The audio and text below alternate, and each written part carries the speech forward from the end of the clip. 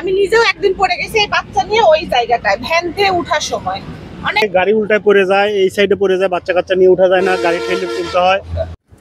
নাটোরের পৌরসভা তেবাড়িয়া হুগলবাড়িয়া এই রাস্তাটি যেন মরণ ফাঁদ।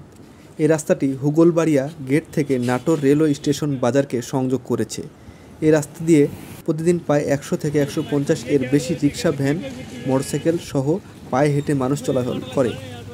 সম্পূর্ণ রাস্তাটি পিচ ঢালাই পাকা রাস্তা হলেও হুগলবাড়িয়া গেট, রেলগেট সংলগ্ন ঢাকা রাজশাহী মহাসড়ক থেকে প্রায় 20 থেকে এমন অবস্থা।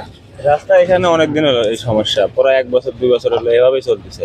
এখানে উঠা যায় না গাড়ি নিয়ে, মানে দুর্ঘটনা ঘটছে। দুর্ঘটনার আগে গাড়ি এখানে উল্টে গেছিল, এই যে এখানে, তারপরে এখানে নামা যায় না। দেখছেন তো কি অবস্থা, আমার যাত্রাও 2 দিনকে উল্টে গেছে, খুবই অবস্থা খারাপ।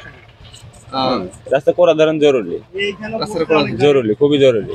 ভাই কি আপনি বলেন?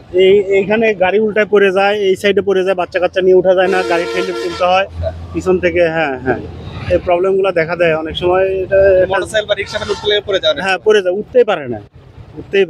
ঠিক আছে। যে এই সাইডে ভ্যান যাওয়ার সময় উঠার সময় পেছন থেকে যাত্রী থাকলে পড়ে যায়, আবার ওখান থেকে নামার সময় উল্টায় ওদিক দিয়ে পড়ে যায়। আমি নিজেও একদিন পড়ে গেছি এই বাচ্চা নিয়ে ওই জায়গাটায় ভ্যান দিয়ে ওঠার সময়।